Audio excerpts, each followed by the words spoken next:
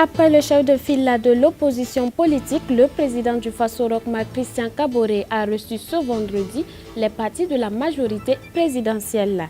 Et puis pendant que Israël célèbre ses 70 ans d'indépendance, la Palestine, elle commémore ses 70 ans de catastrophe.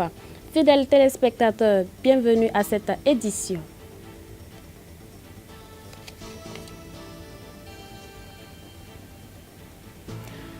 À la suite de la présentation des lettres de créance hier à Kosiam, ce matin, c'est l'ambassadeur du Sénégal en fin de mission au Burkina Faso qui est allé faire ses adieux au président du Faso, Roch Marc Christian Kaboré. Un reportage de Dieudonné Koumsaga et Yasmina Djigimde. Il est 10 h à Kosiam et l'ambassadrice du Sénégal en fin de mission est venue faire ses adieux au chef de l'État burkinabé. Je suis en fin de mission au Burkina Faso. Et M. le président du Faso m'a fait l'honneur de me recevoir.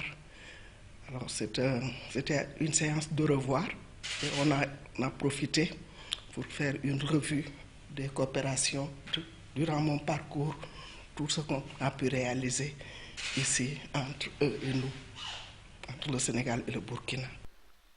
Anta Diallo confirme que de gros chantiers ont été effectués durant sa mission au Burkina Faso. Ça s'est manifesté par déjà une commission mixte qui a eu lieu, qui s'est tenue ici au Burkina Faso. C'est la 4e commission mixte. Et puis il y a une commission mixte qui est en vue à Dakar. Dans les prochains jours probablement, il y a eu la visite officielle du président du Faso à Dakar où des accords ont été signés. D'autres accords attendent d'être signés à cette commission dont je parle. Et puis, il a reçu la Grande Croix de la dignité de l'ordre du Lion, qui est la plus grande distinction du Sénégal. Et puis, il y a eu une promesse, je pense que le président Macky Sall va faire son retour, va réciproquement venir au Burkina Faso pour une visite officielle et pour dire que vraiment on a magnifié la vitalité de cette coopération bilatérale entre le Sénégal et le Burkina Faso. C'est avec un sentiment de devoir accompli que l'ambassadrice du Sénégal quitte le Burkina Faso pour l'Algérie, d'où elle est appelée pour de nouvelles fonctions. Toujours à Kosiam, après avoir reçu hier le chef de file de l'opposition politique et sa suite, le président du Faso a reçu ce vendredi les partis de la mouvance présidentielle. Au menu des échanges, le passage à la 5e République et le vote des Burkinabés de l'étranger. Dieudonné Koumsaga et Yasmina Djigimde. Le carnet d'audience de son Excellence Roch Marc Christian Kaboré est très chargé. Aussitôt fini avec l'ambassadrice du Sénégal Anta Diallo, le voici avec les partis de la majorité politique. Le passage de la 4e République à la 5e République et le vote des Burkinabés de l'étranger étaient à l'ordre du jour. Il s'agit ici pour le président, il l'a réaffirmé, donc de concrétiser deux de ses engagements importants. Le premier est que dans son programme, il a précisé qu'on va adopter une nouvelle constitution pour aller à la 5e République. Et ça fait l'objet de débats avec l'opposition, ça fait l'objet de débats avec la majorité.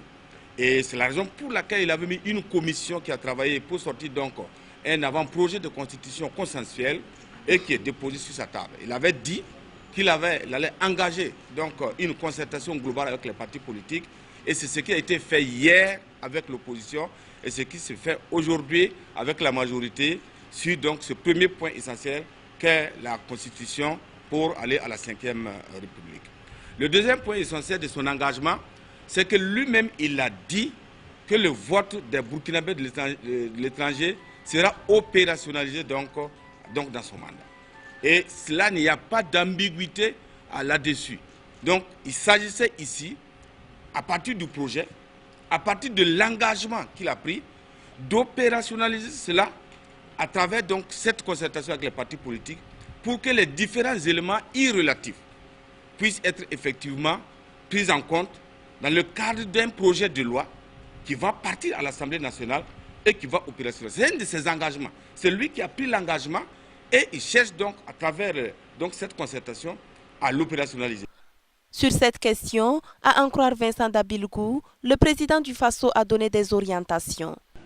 Ce processus de dialogue, de concertation a porté sur 2 points essentiellement. Le premier point, c'est la phase où nous allons entamer l'adoption de la nouvelle constitution de notre pays. Vous savez que cette constitution est essentielle pour notre pays parce que c'est cette constitution qui va refonder le Burkina Faso nouveau. Pour nous, les partis pour la majorité, nous sommes réjouis sur cette question. Le deuxième point que nous avons abordé avec le président du Faso, c'est quelques dispositions contenues dans le code électoral. En particulier, le point essentiel et attendu des Burkinabés, c'est le vote des Burkinabés de l'étranger. Il a été demandé au CEFOP et à la majorité présidentielle de faire des propositions qui permettront de faire la synthèse et sortir un document qui sera révisé à l'Assemblée nationale. Ouvrons la page de l'actualité internationale. L'étoile de David a illuminé le ciel de Jérusalem à l'occasion de la célébration des 70 ans de la création de l'État d'Israël. Suivez cet élément.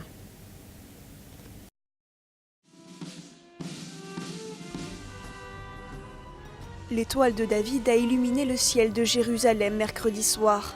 Israël a entamé les commémorations de son 70e anniversaire d'après la date du calendrier hébraïque. Des célébrations qui n'ont pas éclipsé les tensions et les menaces régionales. Dans son discours, le Premier ministre Benjamin Netanyahou a notamment adressé une mise en garde à l'Iran. גם אנחנו היום איננו נרתעים ממאבק מול אלה שחותרים להכחידנו. כי אנחנו יודעים שלהגן על עצמנו בכוחות עצמנו זוהי תמצית העצמאות. אנחנו נחושים כתמיד, אנחנו חזקים מתמיד. Cet anniversaire est l'occasion pour Israël de célébrer son existence, sa force militaire et sa prospérité. Avec plus de 8 800 000 habitants, la population a décuplé depuis 1948. Paradoxe, pendant que Israël célèbre ses 70 ans d'indépendance, les Palestiniens, eux, commémorent 70 ans de catastrophe, car la victoire d'Israël paraît comme une défaite pour eux. Des milliers d'Arabes israéliens ont manifesté au nord d'Israël jeudi pour exprimer leur colère à l'occasion du 70e anniversaire de la naissance de l'État hébreu. La création d'Israël est perçue par les Palestiniens comme le jour de Nakba, le jour de la catastrophe. Aujourd'hui, on est là pour commémorer le jour de Nakba, un jour qui revient constamment et quotidiennement pour nos frères palestiniens et pour nous tous, ici, mais aussi à Gaza, en Cisjordanie. Tous les Palestiniens ont été expulsés de Palestine en 1948. Je suis venu avec mes enfants et petits-enfants pour répondre à tous ceux qui prétendent que les vieux meurent et que les jeunes finissent par oublier. À cela, je dis que les enfants s'en rappelleront toujours. Les Arabes israéliens, dont font partie ces manifestants, sont les descendants des Palestiniens restés sur leur terre à la création d'Israël en 1948.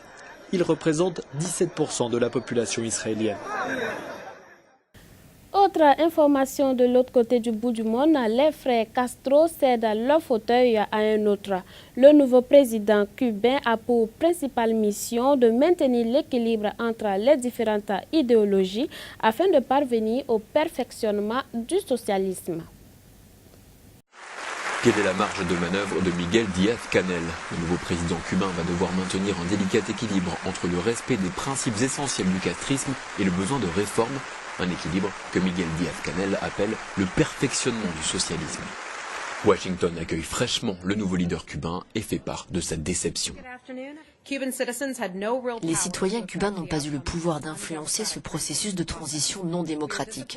Nous sommes déçus que le gouvernement choisisse de réduire au silence les voix indépendantes et de maintenir son monopole répressif du pouvoir au lieu de permettre au peuple de faire son choix à travers des élections libres. Côté pile, à Cuba, le système de santé et l'éducation comptent parmi les meilleurs au monde. Côté face, l'économie se caractérise par de nombreuses pénuries et par des salaires très bas.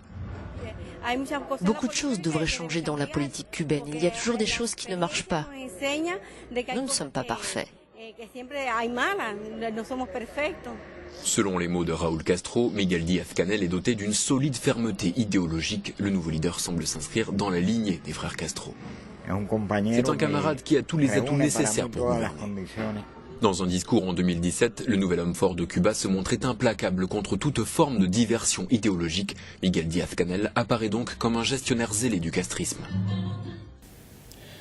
Dieu ne fera rien dans nos vies sans sa parole. Il envoie sa parole pour nous guérir, pour nous bénir, pour nous restaurer et bien sûr pour nous sauver. Si nous voulons réussir dans toutes nos entreprises, basons-nous sur la parole de l'Éternel, comme il a mentionné à Josué dès le début de sa mission, après que Moïse fut enlevé. Josué le chapitre 1 à partir du verset 8 et Jean le chapitre 1, ce sont là quelques passages que je vous exhorte à méditer. J'ai été ravie de vous tenir en haleine tout au long de cette semaine. L'actualité continue avec une nouvelle équipe. Bonsoir chez vous.